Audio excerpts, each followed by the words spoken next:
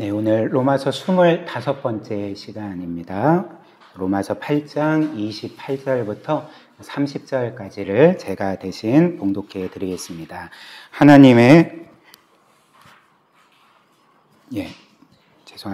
로마서 8장 28절부터 30절까지 제가 대신 봉독해 드리겠습니다.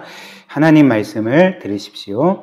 우리가 알거니와 하나님을 사랑하는 자, 곧 그의 뜻대로 부르심을 입은 자들에게는 모든 것이 합력하여 선을 이루느니라.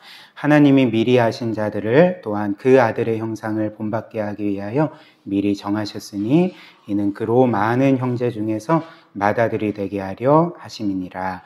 또 미리 정하신 그들을 또한 부르시고 부르신 그들을 또한 의롭다 하시고 의롭다 하신 그들을 또한 영화롭게 하셨느니라. 아멘. 우리가 지난주에도 이 말씀 함께 살펴보았는데요.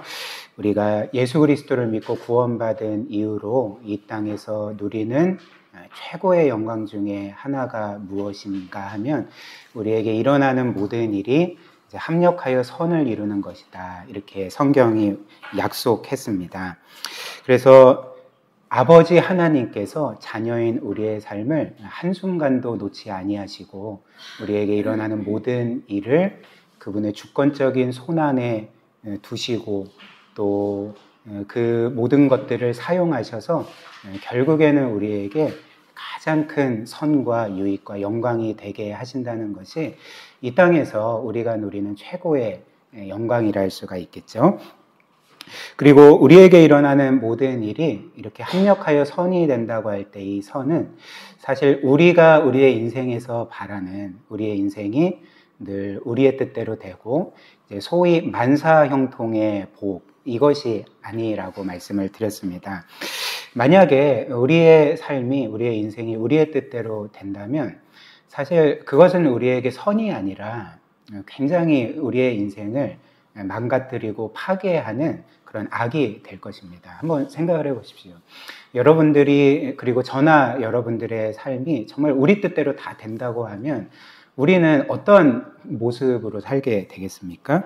사실 그런 삶은 우리만 아는 인생으로 만들게 될 것이고 모든 게 다 잘 되니까 내가 최고인 것처럼 생각하는 인생, 그리고 이 세상에서 연약하거나 실패한 사람들을 이제 긍휼히 여기지 못하고 도리어 얕보고 이제 무시하고 그런 그들을 향한 어떤 영적인 교만함을 가진 채 이제 살아가는 그런 사람이 되지 않겠습니까? 이제 그런 식으로 살다 보면 우리는 이제 우리 자신에게 함몰된, 그래서 너무나도 불쌍하고 물론 소유도 많고 이룬 것도 많지만 정말 우리가 보기에도 너무나도 불쌍하고 불행한 사람이 되지 않겠습니까?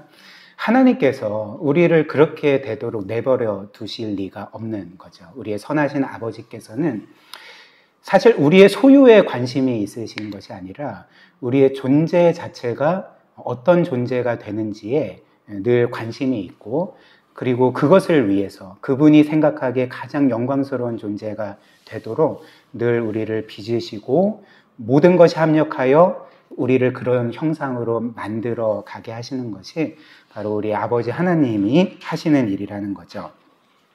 그래서 하나님께서 우리에게 일어나는 모든 일을 합력하여 선이 되게 하실 때 그 선은 무엇이냐면 1차적으로 29절 보시면 이제 하나님이 미리 하신 자들을 또한 그 아들의 형상을 본받게 하기 위하여 미리 정하셨다. 그래서 이는 그로 많은 형제 중에서 맏아들이 되게 하려 하심이니라. 이렇게 말하죠.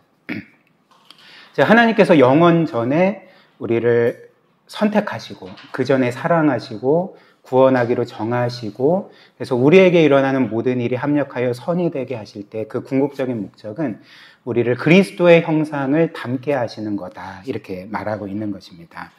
즉 그리스도를 닮은 하나님의 영광스러운 자녀로 만들어 가시는 것이 우리를 향한 하나님의 최고의 관심사라 할 수가 있는 거죠. 그리고 우리가 이렇게 그리스도를 닮아 간다는 것은 그 그리스도의 아름다운 성품을 닮아 간다는 의미도 있지만 그리스도처럼 거룩해지고 경건한 삶을 살고 그리고 이 세상의 도덕 기준으로도 흠이 없는 그런 삶을 살아간다는 그런 의미도 있지만 우리가 그리스도를 닮아간다는 또 다른 의미는 그리스도처럼 우리가 하나님을 사랑하고 그리스도처럼 하나님을 기뻐하고 그리스도처럼 하나님과의 관계 안에서 참된 평안과 기쁨과 자유함을 누리는 것이라 할 수가 있습니다.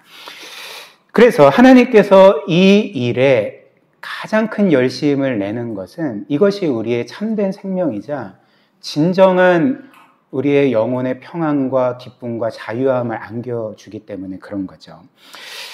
이와 관련해서 그 초대교회의 위대한 그 신학자이자 목회자였던 그 고백록이라는 유명한 책을 쓴 아우구스티누스라는 사람이 이런 말을 한 적이 있습니다.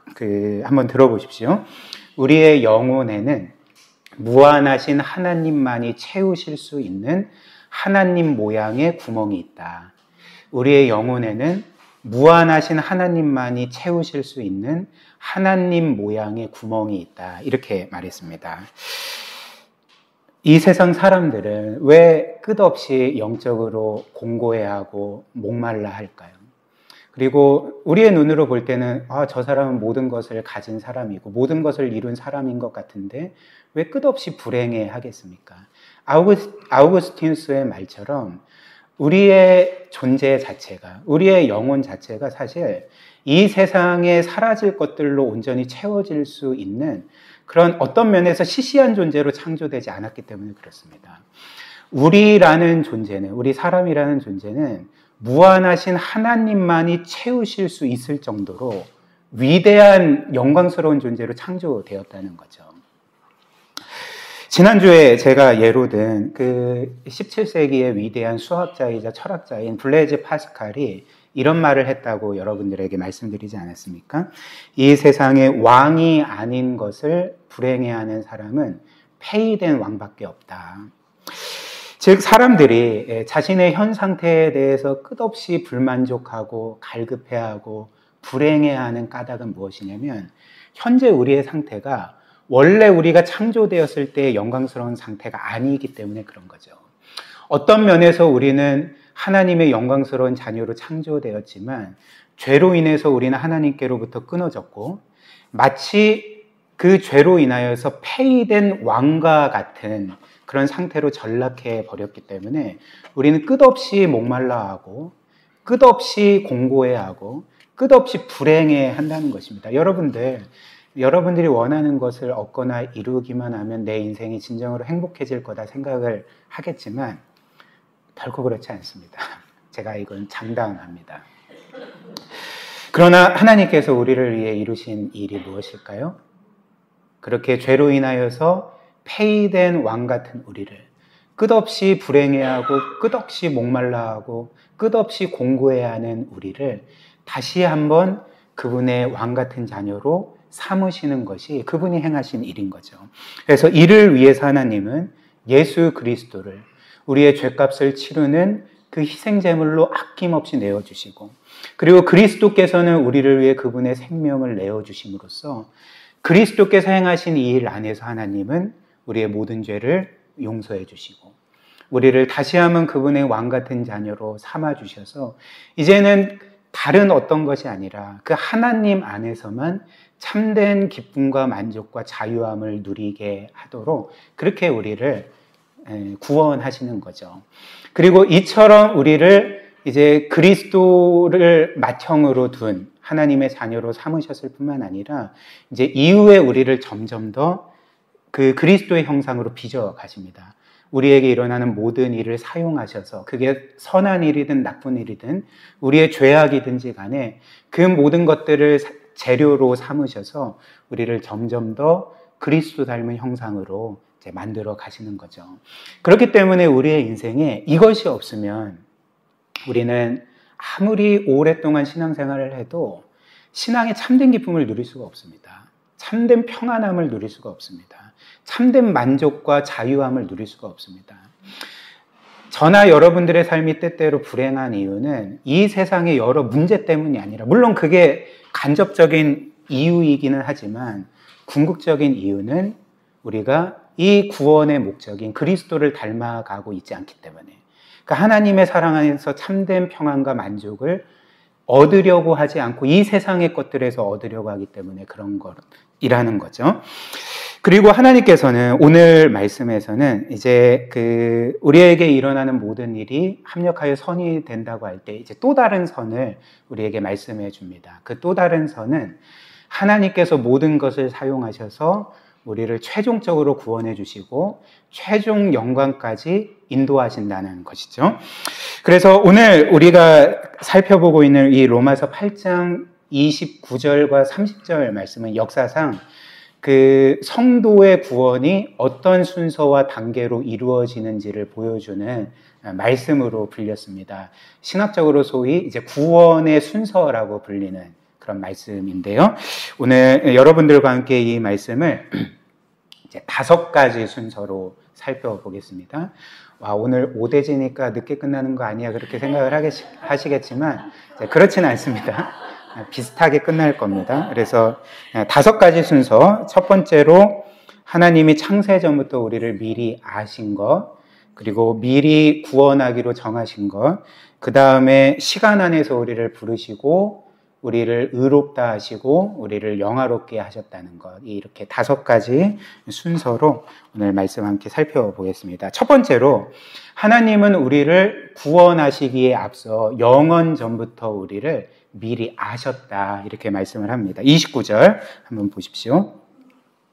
하나님이 미리 아신 자들을 또한 그 아들의 형상을 본받게 하기 위하여 미리 정하셨으니 이는 그로 많은 형제 중에서 맏아들이 되게 하려 하심이니라, 이렇게 말씀합니다. 그래서 하나님이 미리 아신 자들, 이렇게 말하죠. 그 미리 아신 자들을 그 아들 예수 그리스도의 형상을 본받게 하기 위해서 이제 구원으로 정하셨다, 이렇게 말씀을 합니다. 그렇다면 하나님께서 창세 전에 우리를 미리 아셨다는 것은 이제 뭘 아셨다는 걸까? 하나님께서 내 이름을 아셨다는 걸까? 아니면 나의 어떤 가족 사항을 아셨다는 걸까?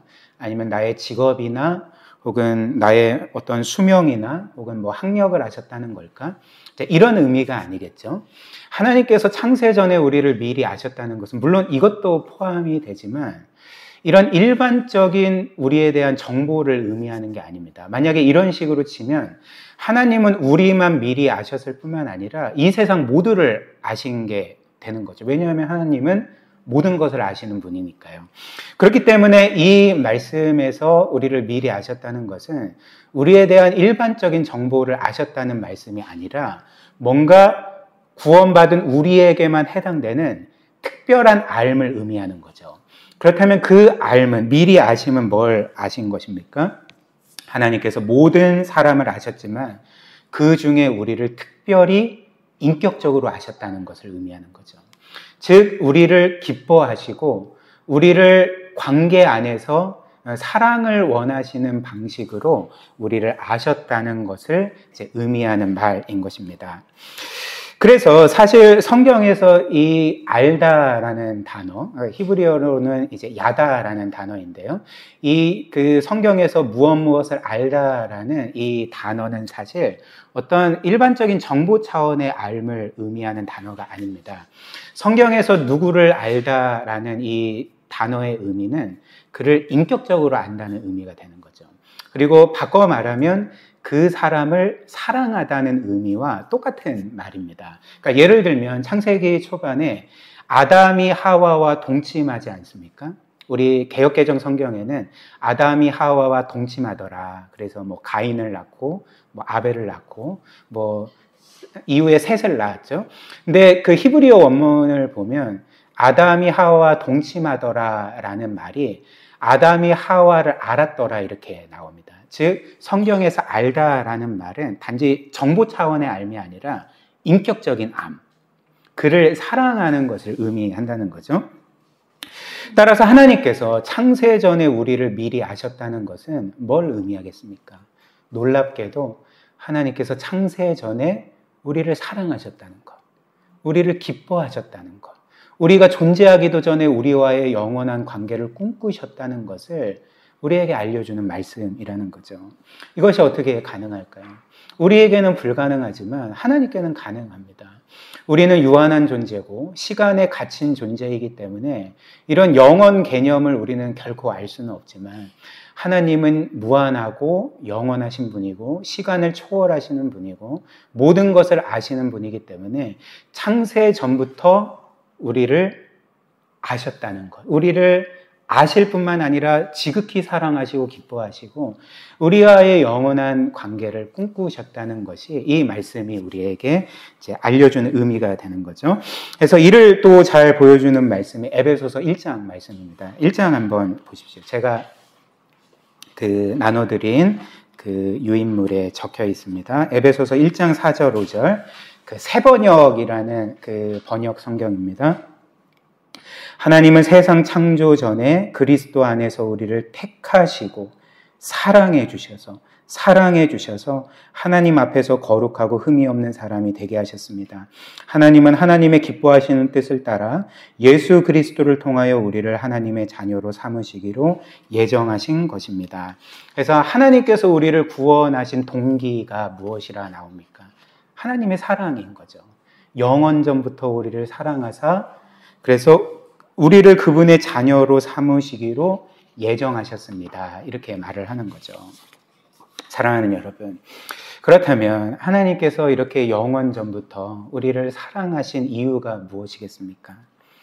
어떤 사람들은 역사상 이런 사람들이 있었어요. 어떤 사람들은 하나님께서 영원전부터 우리의 삶을 다 아시고 보시니까 어떤 성도가 그 신앙생활을 잘할 것을 미리 보시고 그를 사랑하셨다 이렇게 말하는 사람들이 있었습니다. 그렇지 않습니다.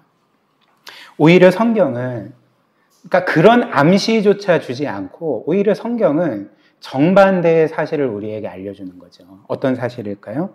우리는 결코 하나님께 사랑받을 만한 존재가 아니었고 도리어 하나님의 공의로운 진노와 심판의 대상이었음을 성경 전체가 우리에게 알려준다는 것입니다. 실제로 저나 여러분들이나 여러분들의 지나온 삶을 한번 돌아보십시오. 그리고 그것이 아니더라도 이 한 주를 살아온 여러분들의 삶을 한번 보십시오. 여러분들이 하나님의 무한한 사랑을 받을 만한 분들이십니까? 저도 그렇고. 아니면 하나님께서 그분의 아들을 희생하실 정도로 그래서 여러분들을 그분의 영광스러운 아들로 삼아주실 만한 그런 사람들이 우리입니까? 그렇지 않습니다. 우리는 과거에도 하나님을 믿지 않았고 인정하지도 않았고 그분이 우리의 창조주이시고 우리가 소유하고 누리는 모든 것을 공급해 주시는 분임에도 불구하고 우리는 그분을 없는 존재로 대했죠.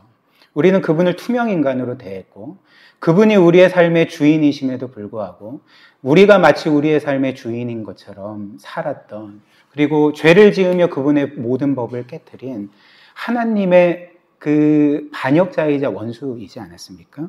따라서 우리에게는 하나님의 사랑을 받을 만한 어떤 것도 없다는 거죠.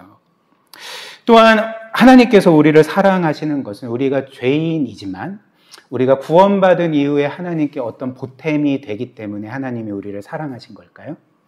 그렇지 않습니다. 한번 생각을 해보십시오. 하나님은 무한하시고 영원하시고 이 우주 만물을 말씀만으로 창조하신 주권자이시고 이 세상의 모든 것이 사실 그분의 것입니다. 하나님은 이 세상의 선하고 좋은 모든 것들을 무한히 갖고 계시는 정말 그분께는 아무것도 부족함이 없는 전충족하신 분이고 사실 그분이 우리를 필요로 하시는 것이 아니라 우리가 그분을 전적으로 필요로 하고 우리의 모든 것에서 그분께 전적으로 빚져 있습니다. 우리는 사실 그분께 전혀 보탬이 되지 않는 사람들이라는 거죠. 한번 생각을 해보십시오. 전에도 이야기했지만 그 미생물 70억 마리가 여러분들을 숭배하고 뭔가 우리가 당신께 충성하겠습니다라고 말하면서 뭔가를 하려고 한다고 해봅시오. 미생물 70억 마리가 여러분들의 삶에 보탬이 됩니까? 여러분들의 살림살이에 뭔가 보탬이 됩니까? 그렇지 않죠. 근데 하물며 하나님께 비하면 먼지의 먼지만도 못한 우리가 하나님께 뭔 보탬이 될 수가 있겠습니까? 그렇다면 하나님은 왜 창세 전에 우리를 사랑하신 걸까요? 우리에게 사랑받을 자격이 있기 때문도 아니고 구원받은 이후에 하나님께 뭔가 보탬이 되는 것도 아니라면 우리를 향한 하나님의 놀라운 사랑의 이유는 무엇이겠습니까? 답은 하나이죠. 하나님은 아무 이유 없이 우리를 사랑하시는 것입니다. 우리에게는 전혀 이유가 없고 우리에게는 전혀 그 사랑을 받을 자격이 없지만 하나님께서는 우리의 그 있는 모습 그대로를 사랑하시고 기뻐하셔서, 그래서 어떤 면에서 하나님의 사랑은 그냥 우리를 사랑하시기 때문에 사랑하시는 사랑이라는 거죠. 그러니까 이 세상 사람들에게는 사실 이것이 순환 논리처럼 들릴 것입니다. 그리고 그런 거는 뭐 논리적으로 맞지 않는 거 아니야? 이렇게 반응할 수도 있을 것입니다. 그러나 사실 여러분들 한번 생각을 해보십시오. 진실한 사랑은 순환 논리의 사랑인 것 아십니까? 이 세상의 모든 진실한 사랑은 순환 논리의 사랑입니다. 예를 한번 들어볼까요?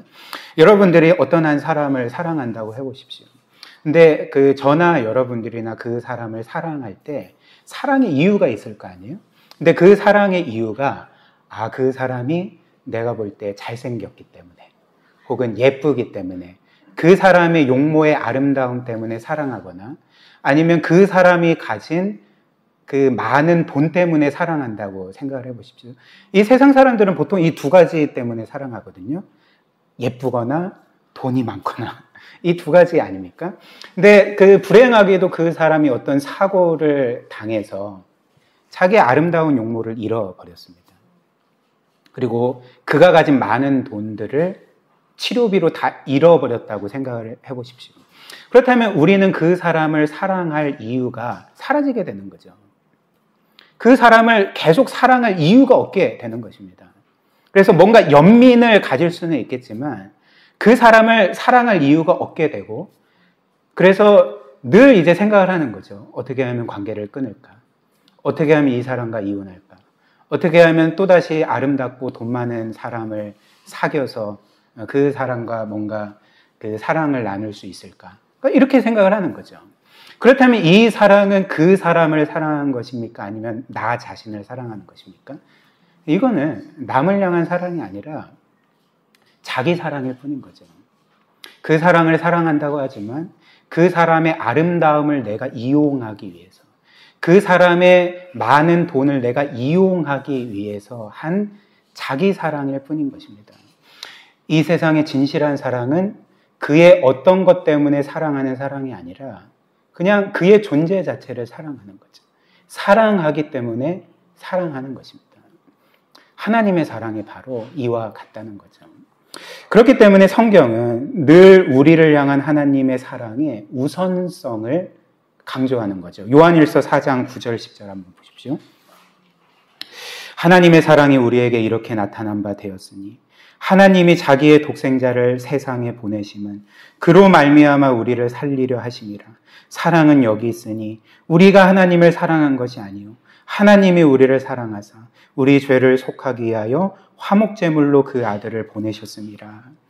하나님은 우리가 그분을 사랑했기 때문에 혹은 보탬이 됐기 때문에 사랑하신 것이 아니라 하나님이 우리를 먼저 사랑하셨고 하나님이 우리를 그렇게 사랑하셔서 그 아들을 먼저 내어주심으로 우리가 구원받고 그 하나님을 사랑하게 된다는 것이 성경이 우리에게 전하는 그리스도인의 삶이라는 거죠.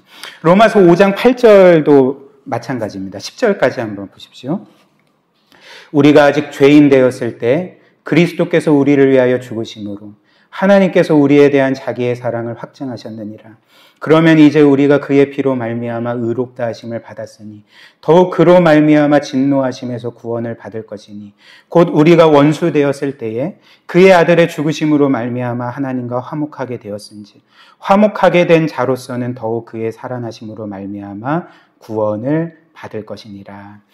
이 로마서 5장 8절부터 10절까지의 말씀은 하나님이 우리의 어떤 상태였을 때 우리를 사랑하셨는지를 세 가지 때로 말합니다. 제가 6절은 실진 않았지만 우리가 영적으로 아무것도 할 수 없을 때, 영적으로 죽어 있어서 우리 스스로 구원할 수 없을 때, 그리고 우리가 죄인이었을 때, 그리고 우리가 하나님을 대적하는 원수였을 때 하나님이 우리를 사랑하셨다. 우리를 위해 그 아들을 내어주셨다. 이렇게 말합니다. 저나 여러분들이나 우리가 죄인이었을 때나 원수였을 때 하나님이 우리를 사랑하셨다는 것은 뭘 보여주겠습니까? 우리에게 사랑받을 이유가 없었다는 거죠. 사랑받을 이유가 전혀 없었을 때 하나님이 우리를 사랑하셨음을 이 말씀이 우리에게 선포해 주는 것입니다. 즉 하나님은 우리의 어떠함 때문에 우리를 사랑하시지 않습니다. 우리의 거룩함 때문에, 우리의 어떤 경건함 때문에, 어떤 훌륭함 때문에, 어떤 교회에서의 섬김과 봉사 때문에 우리를 사랑하시는 것이 아니라, 이런 우리의 어떠함 때문에 우리를 사랑하시는 것이 아니라 그냥 우리의 존재 자체를 사랑하는, 이것이 하나님의 사랑이라는 거죠. 그래서 하나님께서는 우리를 이렇게 사랑하시고 다시금 그분의 왕 같은 자녀로 삼으시기 위해서 행하신 일이 무엇입니까? 그분의 아들을 우리를 위하여 내어주신 것. 요한일서 4장 9절 한 번만 더 보십시오. 하나님의 사랑이 우리에게 이렇게 나타난 바 되었으니 하나님이 자기의 독생자를 세상에 보내심은 그로 말미암아 우리를 살리려 하심이라. 우리를 살리시기 위해서 그 아들을 죽이신 사랑이 바로 우리 하나님 아버지의 사랑이라는 거죠. 사랑하는 여러분, 하나님께서 저나 여러분들을 사랑하실 때에 그냥 잘해주는 정도가 아니라, 뭔가 우리의 삶을 평탄하게 만들어주는 정도가 아니라 하나님이 우리를 위해 그분의 영원하신 외아들을 주셨다는 것은 우리에게 어떤 사실을 보여주겠습니까? 하나님이 우리를 사랑하실 때에 그 아들만큼 우리를 사랑하신다는 것을 보여주는 거죠. 사랑의 크기는 그 사랑을 위해서 치르는 희생의 값과 비례합니다. 하나님께서 우리를 사랑하실 때 그분의 아들을 희생시키셨다면, 죽이셨다면 하나님은 우리를 그 아들만큼, 그 아들의 생명값만큼 사랑하신다는 것을 보여준다는 거죠. 그래서 성경에 따르면 하나님은 그리스도를 믿고 구원받은 우리를 그리스도와 하나 되게 하셨다라고 말씀을 합니다. 이것은 신비의 영역이기 때문에 우리가 이 모든 것들을 다 이해할 수는 없지만 성경은 계속 우리에게 말씀하는 바가 무엇이냐면, 우리가 그리스도를 믿을 때 우리는 그리스도 안에 거하게 되고 그리스도와 법적으로 한 존재로, 마치 남자와 여자가 결혼 언약으로 하나가 되는 것처럼 그리스도와 우리가 하나가 되어서, 그래서 그리스도의 모든 것이 우리의 것이 된다라고 말합니다. 그렇기 때문에 성경은 우리가 이렇게 그리스도와 하나가 되었고 우리가 늘 그리스도 안에 있기 때문에 하나님이 우리를 보실 때는 그리스도를 보신다는 거죠. 우리를 보실 때 그리스도와 떨어진 우리를 보시는 것이 아니라 그리스도와 하나 된 존재로서의 우리를 보셔서 하나님은 우리를 그리스도처럼 사랑하시고 그리스도처럼 귀하게 여기시고 그리스도처럼 보배롭게 여기시고 그리스도처럼 영광스러운 존재로 여기신다는 것이 성경의 분명한 증언인 것입니다. 사실 이것은 우리의 삶과 굉장히 괴리되어 있지 않습니까? 왜냐하면 우리는 여전히 죄가 많고 실패가 많고 불완전한 인생임에도 불구하고 뭔가 영광스러움이라는 것은 눈 씻고 찾아봐도 없는데도 불구하고 어떻게 하나님은 우리를 그리스도처럼 사랑하실 수 있고 기뻐하실 수 있고 영화롭게 여기실 수가 있는가? 우리가 그리스도 안에 있기 때문에 그런 거죠. 이와 관련해서 그 17세기 그 청교도 목회자였던, 제가 너무나도 사랑하는 분이고 제가 너무나도 많은 영향을 받은 분인데요. 그 리처드 십스라는 그 청교도가 있습니다. 근데 그분이 쓴 그 상한 갈대라는 그 책이 있는데요. 저도 이 책을 몇 번 읽을 정도로 너무나도 은혜를 받은 책입니다. 근데 이 리처드 십스가 자신의 책에서 이 하나님의 사랑, 즉 우리가 그리스도 안에 있기 때문에 우리를 그리스도처럼 사랑하신다는 이 성경의 사실을 이제 이렇게 말합니다. 한번 보십시오. 제가 적어드렸습니다. 하나님 아버지께서는 우리의 죄로 인해 침해를 당하신 당사자임에도 불구하고 구원 사역을 그처럼 기쁘게 여기셨습니다. 이 사실은 우리의 믿음에 얼마나 큰 힘이 되는지요.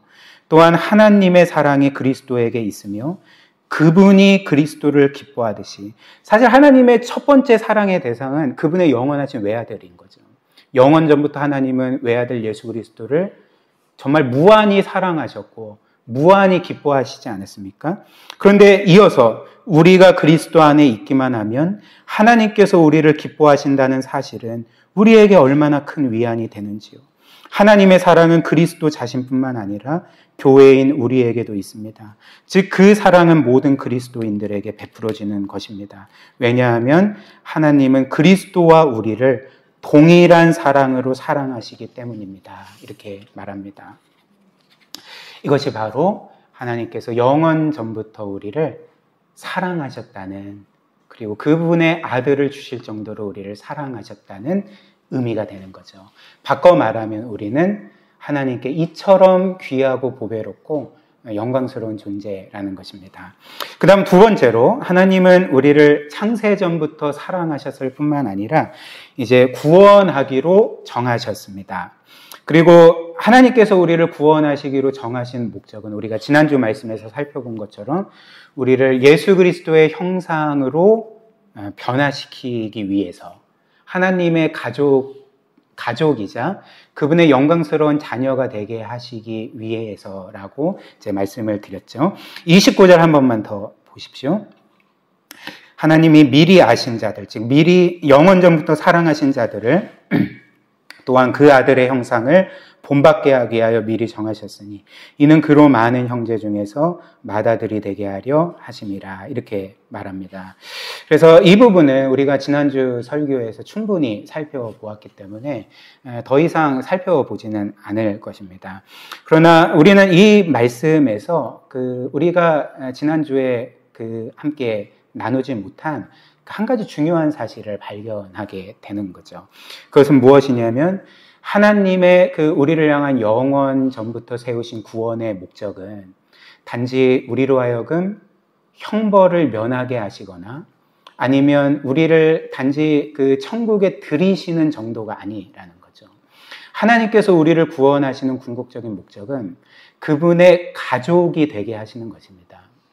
즉 하나님은 우리를 구원하실 때 우리 홀로 구원하시고 이후에 우리 각자 그냥 알아서 신앙생활하도록 내버려 두시는 것이 아니라 하나님은 우리를 공동체로 구원하신다는 거죠.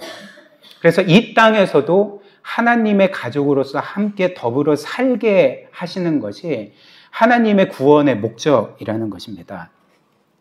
그러나 이제 불행하게도 이 땅에서는 이렇게 신앙생활을 나 홀로, 나만을 위해서, 나의 영적인 유익만을 위해서 하는 사람들이 많은 것 같습니다. 그러니까 예를 들면 그냥 이제 이 교회를 학원처럼 여기는 거죠. 학원처럼 여기는 것입니다. 여러분들도 물론 여러분 자신이 그런 신앙생활을 한 적이 있으실 거고, 저도 그랬고, 또 특별히 큰 교회 같은 경우는 이제 그런 사람들이 많은 것 같습니다. 그냥 학원 다니듯이 다니는 거죠. 여기에서 우리 대제나 미서나 학원에 다니지만 여러분들이 학창 시절에 학원을 다닐 때 왜 다니십니까? 학원에 왜 다닐까요? 다른 사람의 유익을 위해 다니십니까? 나는 학원에 다니는 이 친구들을 섬겨야 돼. 나는 사랑해야 돼. 나는 이들을 섬기고 이들의 유익을 위해 최선을 다하겠어. 이런 마음으로 학원에 가십니까? 그렇지 않죠. 학원에 가는 목적은 나의 유익을 위함입니다. 그리고 내게 뭔가 유익이 안 되면 언제든지 떠날 수 있는 곳이 학원 아닙니까?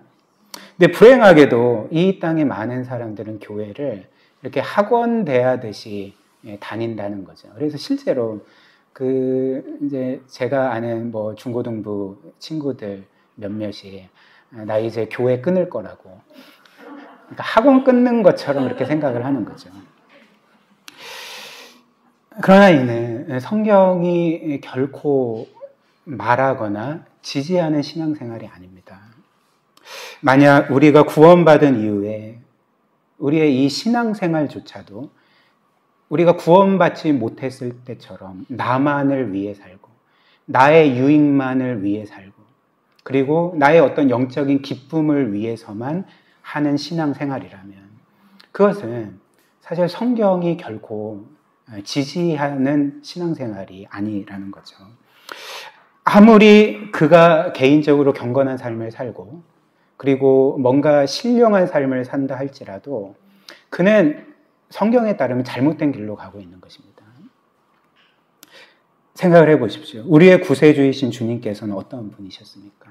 우리의 영원한 생명과 영원한 행복을 위해서 그분 자신의 모든 것을 내어주신 분이었습니다. 그렇다면 우리가 그분을 믿는다고 하는데 여전히 내 삶도 내 거고 너의 것도 내 것이다 라는 삶을 살아간다면 그리고 교회를 학원처럼 대해서 그래서 뭔가 나에게 유익을 주면 그 동안은 그냥 뭔가 학원비 내면서 다니고 학원비도 뭐 별로 내지도 않아요. 그냥 뭐 자기 그 한 끼 사 먹는 것은 뭐 10,000원, 20,000원 그렇게 사 먹어도 이렇게 일주일에 한 번 교회에 나와서 그냥 선심 쓰듯이 한 10,000원 정도 헌금 내고 하는 그런 것이 어떻게 신앙생활이 될 수 있겠습니까? 우리 구주께서 우리를 위하여 자신의 모든 것을 내어주신 것을 정말 믿는다면 우리는 결코 나를 위해 살아갈 수가 없습니다. 나를 위해 신앙생활할 수가 없는 거죠.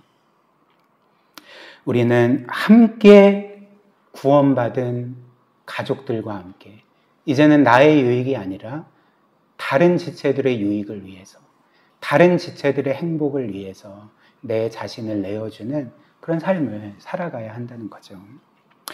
오늘 주경자매가 아쉽게도 나오지 못했는데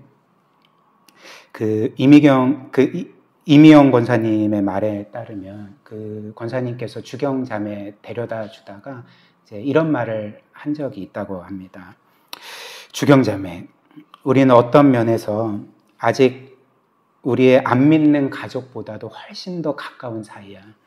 왜냐하면 혈육보다도 가까운 사이야. 어떤 면에서. 왜냐하면 우리는 죽음 이후에도 그리스도 안에서 한 가족으로 영원히 살게 되기 때문에 그래 라고 그렇게 말씀을 하셨답니다. 맞죠?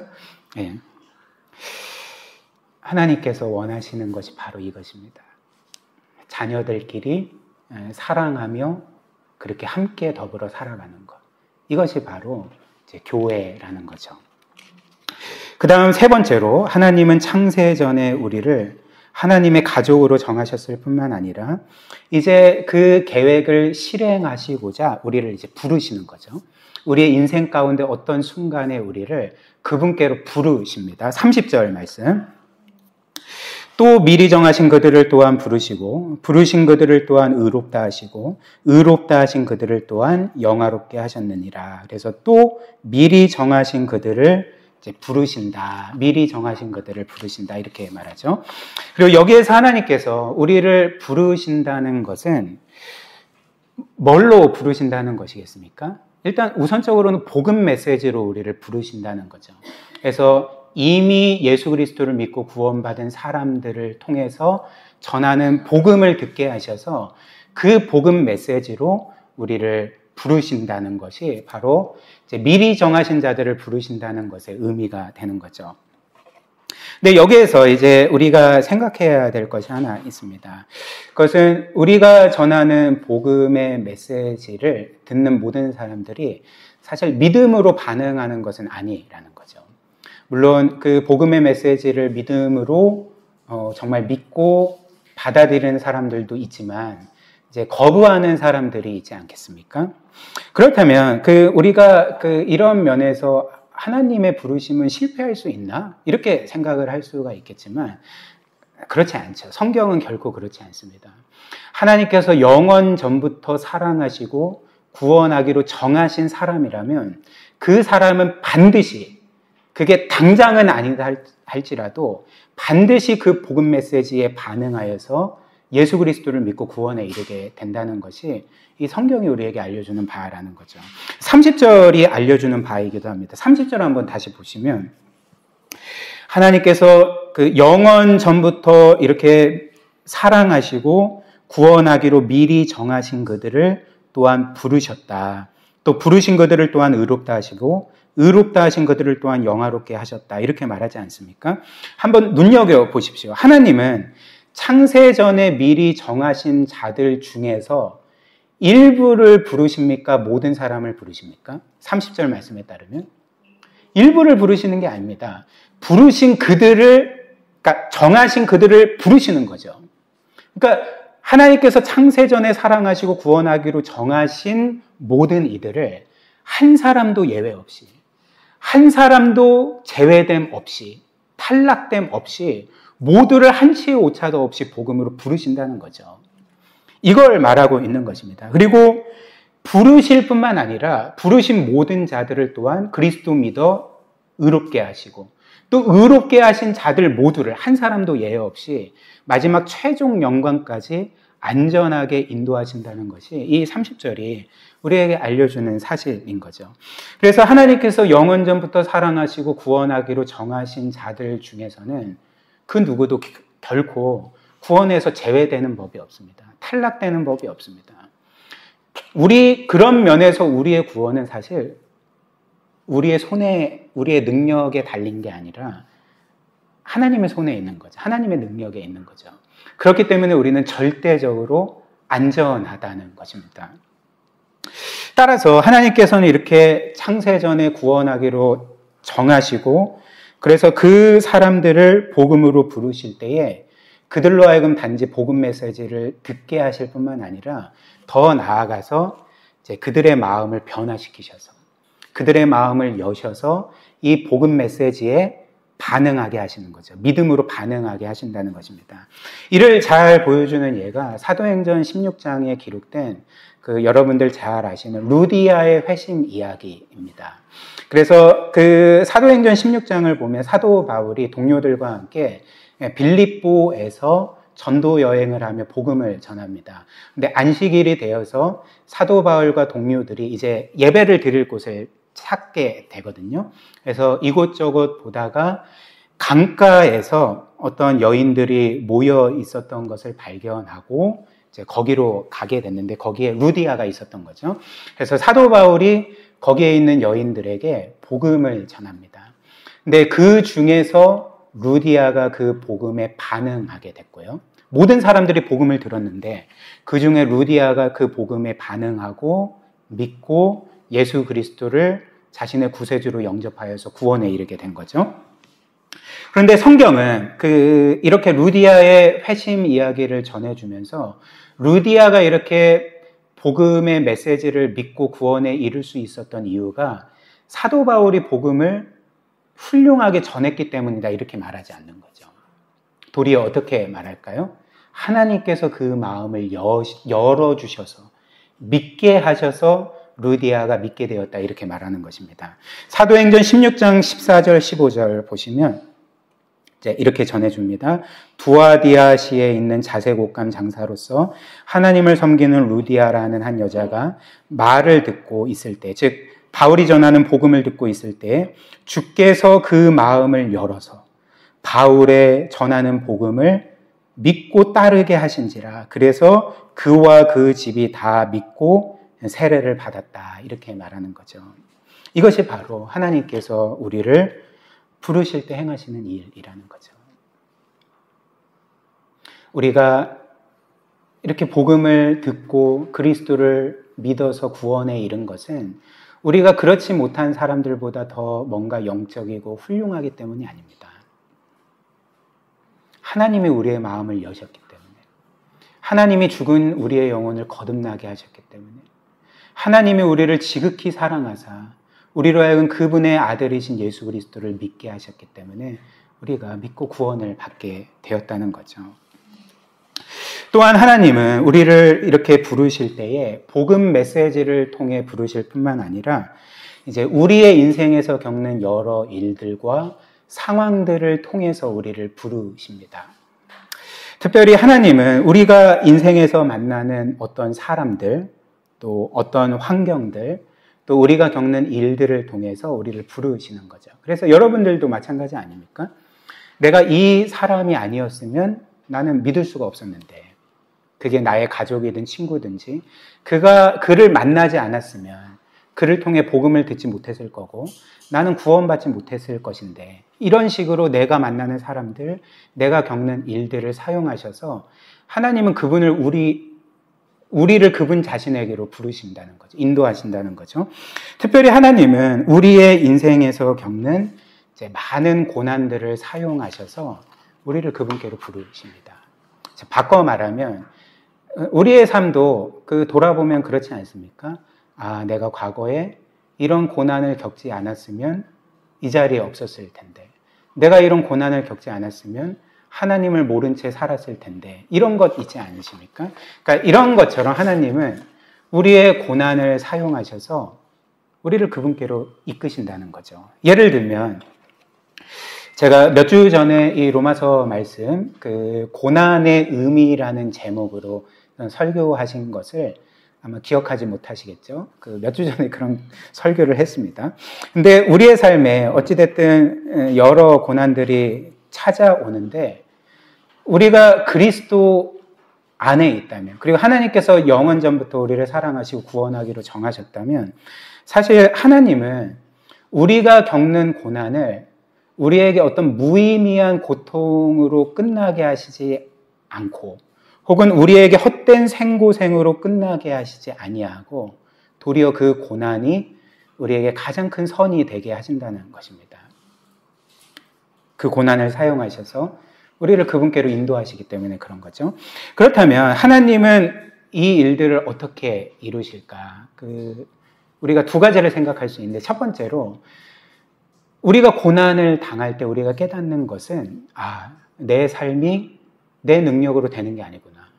내 삶이 내 손에 있지 않고 내 삶을 내가 통제할 수가 없구나 라는 것들을 뼈저리게 깨닫지 않습니까?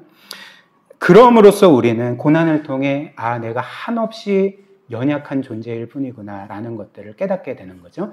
그리고 두 번째로는 그래서 하나님께서 이것을 깨닫게 하시고 둘째로는 하나님은 우리가 겪는 고난을 통해서 우리가 그 전까지 우리의 삶을 지탱해주는 기둥으로 삼았던 것, 토대로 삼았던 것을 뒤흔드셔서 무너지게 하심으로써 참된 반석이신 하나님께로 나아가게 하신다는 거죠. 일단 우리를 포함해서 이 세상 모든 사람들에게는 이렇게 각자의 인생에서 자신의 삶을 지탱해 줄 것처럼 생각하는 기둥 같은 것이 있습니다. 삶의 토대가 있는 거죠. 그래서 나에게 이것이 있으면, 그래서 이것이 나의 삶을 지탱해 주면 나는 진정으로 안전하고 평안하고 진정한 행복을 누릴 수 있을 거다라고 생각하는 그 무엇이 있는 거죠. 그게 돈이든지 자신의 어떤 지위든지 권력이든지 건강이든지 뭐든지 간에 모든 사람에게는 이렇게 자신의 삶을 지탱하는 기둥이 있다는 것입니다. 그리고 16세기의 유럽의 종교개혁자인 마르틴 루터는 이렇게 사람들이 자신의 삶을 뒷받침하는 지탱하는 기둥을 이제 사람들이 진짜 섬기는 신이다 이렇게 정의를 했던 거죠. 한번 보십시오. 루터가 신을 이렇게 정의합니다. 일반적으로 신이란 사람들이 소망하는 모든 좋은 것, 온갖 시련의 피난처가 되는 대상입니다.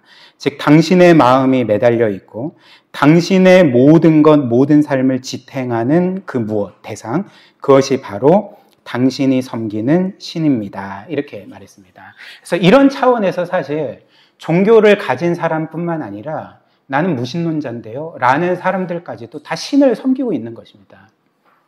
신을 부정하는 사람들도 어떤 것을 자신의 삶을 지탱하고 이것이 나에게 진정한 생명과 행복을 안겨다 줄 것처럼 생각하면 그것이 그에게 신이 되는 거죠. 궁극적인 대상이 된다는 거죠. 그리고 드라마 제가 요즘에 많이 언급하는데 나의 아저씨에서 이성균 씨가 연기했던 이 박동훈이라는 인물이 아이유와의 대화에서 루터가 말하는 신을 이렇게 말한 거죠. 우리의 인생을 지탱하는 내력이다. 이렇게 표현을 했습니다. 그런데 이제 박동훈은 모든 사람들이 자신의 삶을 지탱하는 내력으로 생각한 것, 그래서 그것만 있으면 나는 안전하고 행복하고 평안하고 나는 괜찮은 인생이라 생각하는 그 인생의 내력이 서서히 금이 가고 무너져 내린다라고 말을 하고 있는 거죠. 박동원의 말을 한번 들어보십시오. 다들 평생 뭘 가져보겠다고 고생하면서 나는 어떤 인간이다라는 것을 보여주기 위해서 아등바등 사는데 뭘 갖는 건지도 모르겠고 어떻게 해서 원하는 것을 갖는다고 해도 나를 안전하게 만들어준다고 생각했던 것들에 그리고 나 자신이라고 생각했던 것들에 금이 가기 시작하고 그래서 못 견디고 무너지고 나라고 생각했던 것들, 나를 지탱해주는 기둥인 줄 알았던 것들이 사실은 내 진정한 내력이 아닌 것 같아 그냥 다 아닌 것 같다고 이렇게 말하는 거죠. 그렇다면 저나 여러분들이나 우리의 삶을 지탱해 준다고 생각하는 것들이 왜 우리의 삶을 지탱해 주지 못합니까? 여러분들에게도 그런 것들이 있잖아요. 뭔가 어떤 일에서 잘못되면 여러분들의 마음이 무너지는 뭔가 삶이 무너지는 것과 같은 경험을 하게 만드는 그 무엇이 있지 않습니까? 그렇다면 우리가 이렇게 인생의 토대와 기둥으로 삼는 것은 왜 우리를 지탱해 주지 못하는 걸까요? 왜냐하면 앞에서 본 것처럼 우리는 무한하신 하나님만이 채우실 수 있는 영광스러운 존재로 창조된 사람들이기 때문에 그렇죠. 하나님만이 우리의 삶을 지탱하실 수 있고 하나님만이 우리의 삶을 행복하게 만드실 수 있고 하나님만이 우리로 하여금 진정한 생명을 누리게 하실 수 있는 우리의 진정한 반석이시기 때문에 그렇습니다. 이 세상의 것들은 결국 사라지고 우리를 진정으로 만족시켜 주지 못하는 것들이죠. 그렇다면 우리가 그런 것들을 우리의 삶의 토대와 기둥으로 삼게 될 때 그것들에 계속 금이 가고 조금씩 무너져 내려 버릴 때에 그렇다면 우리에게 남는 것은 무엇입니까? 그러니까 세상이 끝나는 것 같은 절망적인 경험들을 하게 된다는 거죠. 그러나 하나님께서 우리의 고난을 사용하셔서 행하시는 일은 이렇게 우리의 거짓된 토대와 기둥을 그것들의 모든 헛됨들을 보게 하시고 그래서 우리를 영원토록 지탱해 줄 수 있고 우리로 하여금 영원히 살게 하고 행복하게 하는 참된 반석이신 그 하나님과 그리스도께로 피하게 하시는 거죠. 그 위에 굳건하게 서게 만드신다는 것입니다. 한 가지 예만 더 드리겠습니다. 한 사람이 어떤 나쁜 집에 살고 있다고 해봅시다. 그 집 안에는 유해 물질이 가득해서 그 집에 계속 거하면 병에 걸리고 또 암에 걸리고 죽는 그런 너무나도 위험한 집이라고 해봅시다. 근데 그 집에는 유해 물질만 가득한 것이 아니라 마약 성분도 가득해서 취하는 거예요. 뭔가 그곳이 나의 삶의 기둥인 것 같고 토대인 것 같고 나에게 진정한 행복을 안겨주는 것 같고 그런 식으로 생각해서 거기에 계속 머문다고 해봅시다. 그렇다면 그 사람을 그 집에서 나오게 할 수 있는 방법이 무엇이겠습니까? 어떻게 나오게 할까요? 그 집을 서서히 무너뜨리는 거죠. 외부에서 충격을 가해서 계속 금이 가게 하고 서서히 무너뜨리게 해서 그 사람으로 하여금 위험을 느끼고 이 집이 나에게 안전한 집이 아니구나라는 것을 깨닫고 밖으로 나와서 안전한 집에 들어가 살게 만드는 거죠. 하나님이 행하시는 일이 바로 이것입니다. 하나님은 우리에게 일어나는 모든 일, 우리의 죄악과 우리가 이 땅에서 겪는 모든 고난들을 헛수고로 만들지 아니하시고 그 모든 것들을 사용하셔서 반석이신 그리스도 위에 굳건하게 세우시는 거죠. 이것이 바로 저나 여러분들이 누리는 놀라운 은혜인 거죠. 마지막 넷째로 하나님은 이렇게 우리를 부르시고 이제 우리를 예수 그리스도 믿게 하시고 이제 의롭다 선언하시는 거죠. 30절 말씀 한번 더 보십시오. 우리 마지막으로 한번 읽어봅시다. 시작. 또 미리 정하신 그들을 또한 부르시고 부르신 그들을 또한 의롭다 하시고 의롭다 하신 그들을 또한 영화롭게 하셨느니라. 그래서 부르신 그들을 예수 그리스도 믿고 의롭다 선언하신다 이렇게 말씀을 하죠. 그래서 이 부분은 우리가 지금까지 로마서의 말씀을 살펴보면서 계속적으로 들은 말씀이죠. 우리는 그리스도를 믿을 때 그리스도처럼 의로운 자로 선언되고 하나님께 영원히 받아들여집니다. 그래서 말씀드린 것처럼 하나님께서 이렇게 그리스도를 믿는 우리를 단지 너희가 구원받았다 혹은 영생을 얻었다 이렇게 말하지 않고 너희가 그리스도 안에서 의롭다 선언받았다라고 말하는 것은 우리의 구원을 법적인 차원에서 설명하는 것이라고 말씀을 드렸습니다. 그래서 저나 여러분들이나 이 세상 모든 사람들은 결국 하나님의 심판대 앞에 서게 됩니다. 그리고 죄인은 반드시 그 심판대 앞에서 유죄 판결을 받게 되어 있습니다. 그래서 너는 유죄고 너는 정죄받아 마땅하고 너는 나의 이 우주적인 공의의 법에 따라서 심판을 받아 마땅하다라는 그 선언이 마지막 날 모든 사람들에게 떨어지게 될 것입니다. 그런데 사실 하나님께서 그분의 법정에서 우리에게 무죄 판결, 너는 죄가 없다. 그리고 너는 나의 모든 법을 완벽하게 지킨 의로운 자다라고 선언을 해주실 때 이 또한 현재 우리의 삶과 굉장히 괴리된 선언이 아니겠습니까? 우리에게는 여전히 죄가 있는데, 여전히 실패한데, 이번 주만 해도 우리는 또 많은 죄를 지었고 많은 실패를 했는데, 그리고 하나님의 말씀에 순종하기보다는 불순종한 적이 훨씬 더 많은데 어떻게 하나님은 나에 대해서 너는 죄가 없다라고 선언해 주시고 더 나아가서 너는 나의 모든 법을 완벽하게 지켰어. 너는 완전한 자야. 너는 의로운 자야 라고 선언해 주실 수가 있는가라는 거죠. 우리가 행한 일 때문이 아닌 거죠. 그리스도께서 우리 대신 행하신 모든 일 때문에 우리는 죄 없다 선언받고 모든 율법을 완벽하게 지킨 의로운 자로 선언받는 거죠. 왜냐하면 그리스도께서 죄인인 우리의 자리에 대신 서셔서 우리의 모든 죄값을 치르시기 위해서 그분의 생명을 내어주셨기 때문에, 그리고 더 나아가서 우리가 실패하고 불순종했던 하나님의 모든 말씀을 이 땅에 거하시는 동안 죽기까지 순종하심으로써 그분의 의로움을 우리에게 선물로 주셨기 때문에 하나님은 그리스도께서 우리를 위해 행하신 일에 의거해서 법적으로 너는 이제 무죄다. 너는 완벽한 자고 내 아들 예수 그리스도처럼 의로운 자다라고 영원히 선언해 주시는 것입니다. 그래서 존 스토트가 우리의 구원을 이렇게 표현했다고 말씀드리지 않았습니까? 구원은 의로우신 그리스도께서 우리 대신 죄인의 자리에 서셔서 심판을 당하시고 그로 인해서 죄인인 우리는 의로우신 그리스도의 자리에 서서 하나님께 의롭다 선언을 받는 거다. 이것이 복음의 핵심인 거죠. 그리고 이제 앞에서 본 것처럼 하나님은 늘 우리를 그리스도 안에 있는 자로 보셔서 우리를 의롭다 선언해 주시고 그렇게 기뻐하시고 그리고 정말 우리를 끝까지 사랑해 주실 뿐만 아니라 오늘 말씀처럼 이제 우리를 최종적으로는 영광스럽게 하실 것입니다. 30절 하반절 보면 의롭다 하신 그들을 또한 이제 영화롭게 하셨느니라 이렇게 말하는 거죠. 의롭다 하신 우리를 영화롭게 하셨다 이렇게 말합니다. 근데 여러분들 이 말씀을 좀 눈여겨보시면 성경은 놀랍게도 하나님께서 이제 마지막 날에 너희를 영화롭게 하실 거다 이렇게 말하지 않는 거죠.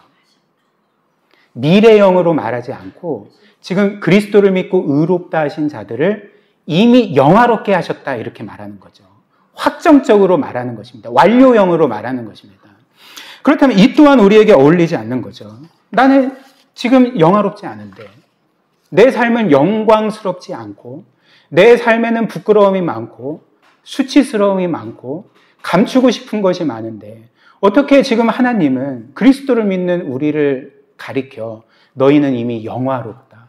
너희는 이미 영광스럽다. 내가 그렇게 너희를 이미 영광스럽게 만들었다라고 말씀을 해주시는 걸까?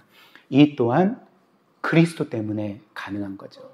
우리가 그리스도 안에 있기 때문에 그리스도와 한 존재이기 때문에 하나님은 그리스도의 영광을 이미 우리에게 주셨습니다. 그리고 우리를 보실 때 그리스도 안에서 그리스도처럼 영광스러운 자로 보신다는 거죠.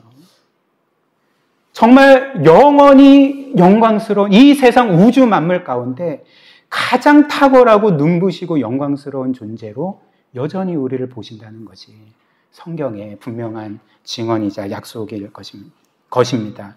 그리고 마지막 날에 하나님은 이제 이 세상 만물을 새롭게 하시고 회복시키시고 영광스럽게 하실 때 우리 모두를 영광스러운 몸으로 부활하게 하셔서 최종적인 영광을 영원토록 누리게 하실 것입니다. 마지막으로 20세기의 위대한 선교사였던 레슬리 뉴비긴이라는 사람이 있습니다. 그분이 쓴 자서전 맨 앞에 이제 아직 끝나지 않았습니다라는 기도문이 실렸는데요. 참 저에게 은혜로운 그 기도문이었습니다. 근데 이와 관련해서 한번 보십시오. 제가 읽어드리겠습니다. 나는 세월이 쓴 글을 읽을 수가 없습니다. 내 눈에 눈물이 가득 차서 그 흐린 눈동자로서는 도무지 이해할 수가 없습니다. 내 인생은 어린아이의 낙서 마냥 온통 모순투성이일 뿐입니다. 그래도 나는 내놓을 수 있습니다. 그토록 많은 인생의 글을 읽으시는 당신의 위대한 지성이 이 낙서조차 알아보실 것을 기대하면서 저나 여러분들이나 지나온 삶을 보면 우리의 삶은 이 기도문처럼 어린아이의 낙서처럼 정말 너무나도 혼란스럽지 않습니까? 모순투성이 아닙니까? 그럼에도 우리가 확신할 수 있는 바가 무엇일까요? 하나님은 우리의 이런 낙서 같은 모순투성이의 모든 인생들을 정확히 읽으실 뿐만 아니라 이 모든 인생을 모든 것이 합력하여 선이 되고 영광스럽게 만드실 것입니다. 그렇게 빚어갈 것입니다. 이것을 굳게 믿고 우리 하나님의 선하심과 사랑 안에서 살아가시기를 주님의 이름으로 축복합니다.